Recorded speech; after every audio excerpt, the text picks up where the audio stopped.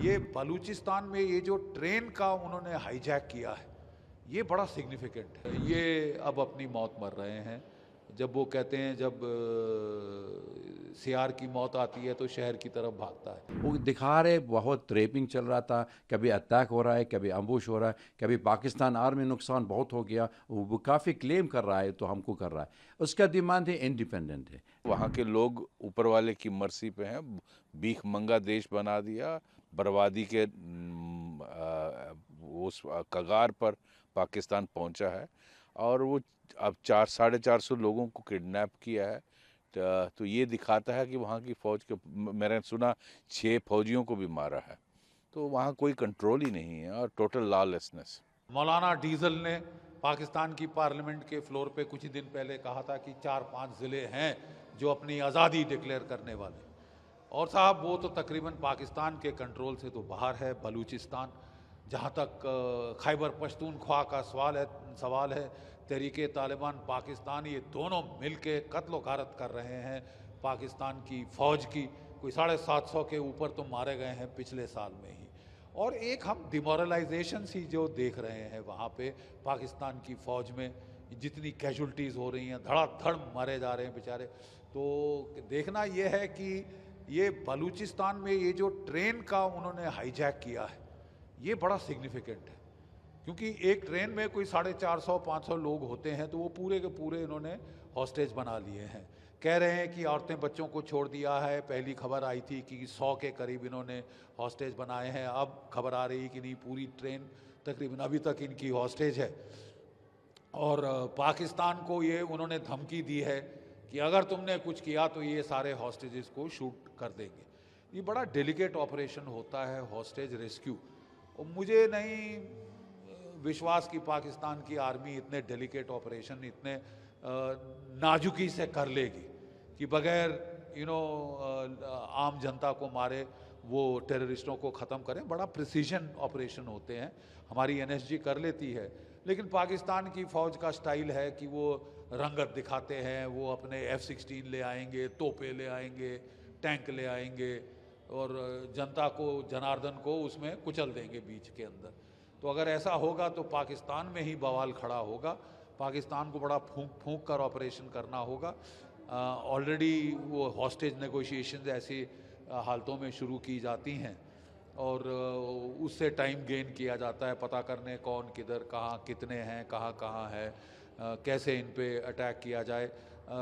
रात में ऑपरेशन ज़्यादा प्रेफरेबल होते हैं, लेकिन रात में ऑपरेशन जो है उसमें कौन सिविलियन कौन टेररिस्ट ये ढूंढना बड़ा मुश्किल होगा।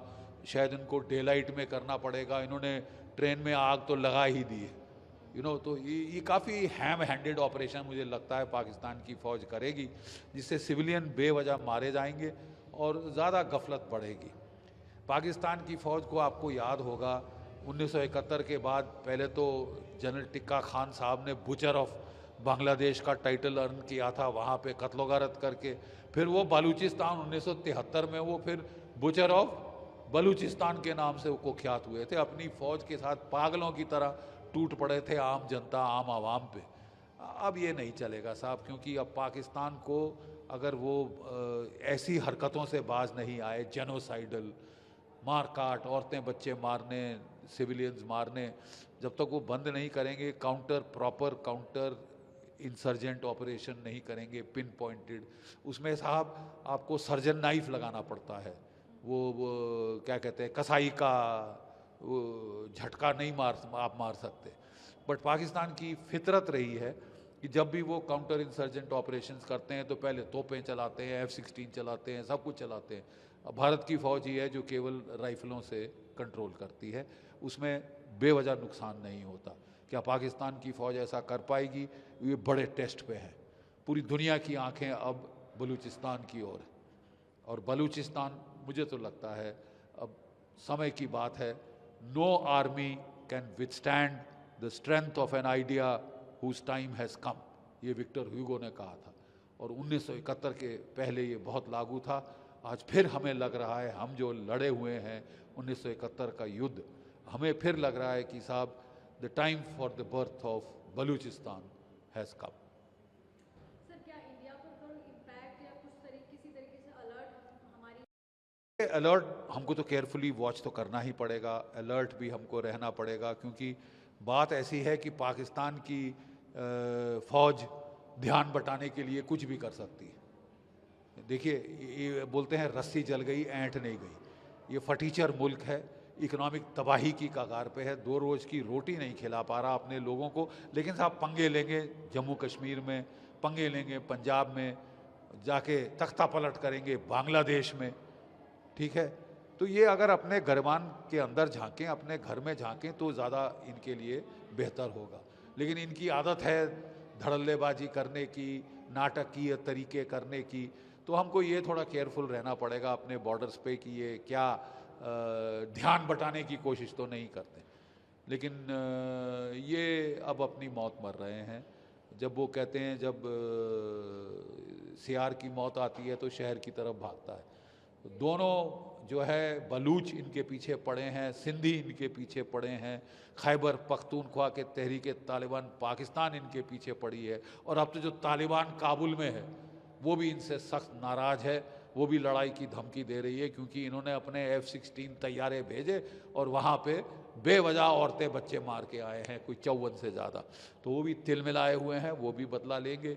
ये सोच रहे थे हमारी जूती की नोक बन के रहेगा अफ़गानिस्तान, वो तो होने से रहा, वो तो होने से रहा। ISI के चीफ वहाँ की फोकट की विस्की पीने काबुल पहुँच गए थे जब तालिबान का राज आया था, और उन्होंने सोचा था कि हमको स्ट्रेटेजिक डेप्थ मिल गई। स्ट्रेटेजिक डेप्थ तो दरकिनार साहब, अब आपकी तबाही का वक्त आ रहा है। ये तो जो हमारा अखबार आ गया था, ये बलूचिस्तान जगह में, उन्होंने ख़ुद बताया था ये, और तो उन्होंने अटैक कर दिया था, अम्बुश किया था। पाकिस्तानी ट्रेन आर्मी है वो, तो उनकी कम से कम काफ़ी मतलब हाई रैंक ऑफिसर है, उनकी साथी है, उन्होंने बिल्कुल कब्ज़ा कर दिया था, और काफ़ी लोग उनके पास कम से कम 800 लोग हैं। लेकिन मैं वो तो बच्चा भी है, कोई औरत भी है, उन्होंने ख़ुद रिलीज़ कर दिया था। बाकी 100 सोल्जर्स के ऊपर है, उन्होंने ऑफिसर वो पाकिस्तानी आर्मी अभी रखा है। वो तो freedom Balochistan freedom army movement वाली उन्होंने क्लेम कर दिया था। ये उन्होंने प्रो इंडिपेंडेंट वाली के आर्मी है, वो उनकी मांग रही है, तो कुछ और डिमांड कर रहा है। ये तो बलूचिस्तान वो उन्होंने इंडिपेंडेंट मांग रहे, तो इसलिए अभी तक ये फ़िलहाल में वो तो जो युद्ध चल रहा वहाँ पर है, अभी पाकिस्तान आर्मी भी ख़ुद यूज़ कर रहा है, उनकी ड्रोन भी यूज़ कर रहे हैं, टैंक भी यूज़ कर रहे हैं, अटैक हो रहा है, चल रहा रहेगा, कोई चलता रहेगा। अभी तक फ़िलहाल जो अखबार में वहाँ पर भी आ रहे, लोग कहते हैं काफ़ी लोग मर गया था, लेकिन जितना इंफॉर्मेशन हमारे पास ये है इतना है। सर, ये डिमांड क्या है और किस तरह की कोई कैजुअल्टी वगैरह? देख, डिमांड है ये तो हमेशा, जिस वक्त में उन्होंने पाकिस्तान मतलब 7 मार्च में 1948, उसी वक्त में जब तक सब कॉन्टिनेंट डिवाइड हो गया, मतलब इंडिया पाकिस्तान बन गया था, उसी के बलूचिस्तान के प्रोविंस के अंदर, पाकिस्तान के अंदर उन्होंने कब्ज़ा कर दिया था, पाकिस्तान ही है। तो इसलिए बलूची से बिल्कुल मानते नहीं है, तुम बिल्कुल कह रहे हमारा इंडिपेंडेंट है स्टेट में, तो मांग रहे। उसी के वक्त में वो उन्होंने इंडिपेंडेंट मूवमेंट शुरू हो गया, तो इसलिए वहाँ पर ये तो काफ़ी एलिगेशन कर रहा है, ये तो हमारा लोग बहुत नुकसान हो गया, मारने के लिए पाकिस्तान आर्मी है, जैसे हाईजैक भी कर दें, मिसिंग हो रहा है, और एक्स्ट्रा जुडिशियल किलिंग भी हो रहा है, तो काफ़ी सफ़रिंग हो रहा है, और रेपिंग भी कर रहा है। लेकिन पाकिस्तान आर्मी ये वो डिनाई कर रही है, तो बिल्कुल गलत बोल रहा है। लेकिन किसी को मतलब ये कन्फर्मेशन नहीं हो रहा आजकल के, जब तक वो सोशल मीडिया काफ़ी शुरू हो रहा है और काफ़ी देते हैं, वो दिखा रहे बहुत रेपिंग चल रहा था, कभी अटैक हो रहा है, कभी अम्बुश हो रहा है, कभी पाकिस्तान आर्मी नुकसान बहुत हो गया, वो काफ़ी क्लेम कर रहा है, तो हमको कर रहा है। उसका डिमांड है इंडिपेंडेंट है, लेकिन पाकिस्तान बिल्कुल इंडिपेंडेंट नहीं देते, क्योंकि दो चीज़ है अभी तक बहुत अहमियत है। एक, वहाँ पर काफ़ी मतलब रिसोर्सेज है, मिनरल रिसोर्सेज है, और लोग में बहुत कम है, और बाकी मतलब ये जो इक्वल डिस्ट्रीब्यूशन ऑफ रिसोर्सेज वो नहीं हो सकता, इसलिए वहाँ पर बुरा हालत हो गई है, कब बलूची वाले लोग हैं। दूसरी बात भी है, ये पाकिस्तान के क्वेटा वाले जो उनकी इकोनॉमिक कॉरिडोर बनाया था क्वाडर के लिए, उसके पाकिस्तान चीनी के साथ में उन्होंने $7 बिलियन चीनी में वो देने के लिए पाकिस्तान आर्मी, इसलिए पाकिस्तान के लिए छोड़ना नहीं कर सकता है। और अभी इसी कॉरिडोर एक्सटेंशन के लिए अफ़गानिस्तान के थ्रू भी हो सकता है। इसलिए बलूची पीपल कह रहे हमारे के लिए कोई बेनिफिट होना चाहिए। इसका मकसद यानी सिर्फ सिंधी वाले का है या पंजाबी वाले का, पाकिस्तान वाले को फ़ायदा होता है, लेकिन हमारा फ़ायदा भी होना चाहिए, शेयरिंग ऑफ रिसोर्सेज। तो इसलिए ये झगड़ा शुरू हो गया था, अभी ख़त्म नहीं हो रहा है। देख लेंगे। आजकल तो लोग कह रहे हमारे उनकी ये 28 मार्च में उन्होंने हेग यूरोप का अंदर है, वो कह रहे हमारा डेमोन्स्ट्रेशन चल रहा है। They wanted to show to the world the suffering of the people of Balochistan. Pakistan में होना था, पाकिस्तान बर्बादी के रास्ते में है, at the brink of breaking. आपने अगर स्टेटमेंट देखा होगा मौलाना फजलुर रहमान का सेनेट में, उसने खुद कहा कि अब बलूचिस्तान में 6-7 डिस्ट्रिक्ट ऐसे हैं जहां पाकिस्तान की गवर्नमेंट, हुकूमत का और पाकिस्तान की आर्मी का कोई कंट्रोल नहीं है, और वो आज आज़ादी डिक्लेयर कर दें तो यूएन उसको रिकग्नाइज़ कर देगा। तो ये उनका अपना एडमिशन है, उसको गवर्नमेंट ने तो काउंटर किया नहीं, फ़ौज ने काउंटर किया नहीं। इसी तरह टीटीपी उनको हिट कर रही है खैबर पख्तूनख्वा में, केपीके में। वहाँ भी बहुत सारा इलाका, 40 से 50% इलाका, वहाँ की फ़ौज का कोई कंट्रोल नहीं है। पुलिस तो पहले ही विड्रॉ कर गई थी, और मौलाना फजलुर रहमान ने सेनेट में ये उसके बारे में भी बोला कि पुलिस तो पहले ही विड्रॉ कर गई थी, अब आर्मी वहाँ से विड्रॉ कर गई है। तो वहाँ भी 50 से 60% एरिया जो है वो, वहाँ कोई मौजूदगी नहीं है किसी हुकूमत की।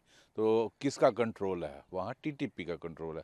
तो ऐसे हालात में वहाँ की सरकार जब वहाँ के लोगों को कॉन्फिडेंस में नहीं लेती है और सिर्फ पंजाबी और पंजाबियत पर हुकूमत चलती है, तो ऐसे में कैसे पाकिस्तान इकट्ठा रहेगा?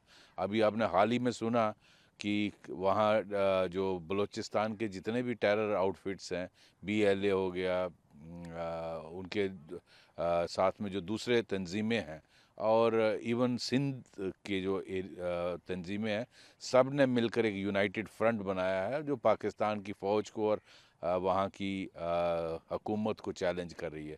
तो वहाँ की हालत जितना कम बोला जाए उतना अच्छा है। वो तो वहाँ के लोग ऊपर वाले की मर्जी पे हैं। भीख मंगा देश बना दिया, बर्बादी के उस कगार पर पाकिस्तान पहुँचा है, और वो अब 400-450 लोगों को किडनैप किया है। तो ये दिखाता है कि वहाँ की फ़ौज के, मैंने सुना 6 फौजियों को भी मारा है। तो वहाँ कोई कंट्रोल ही नहीं है और टोटल लॉलेसनेस।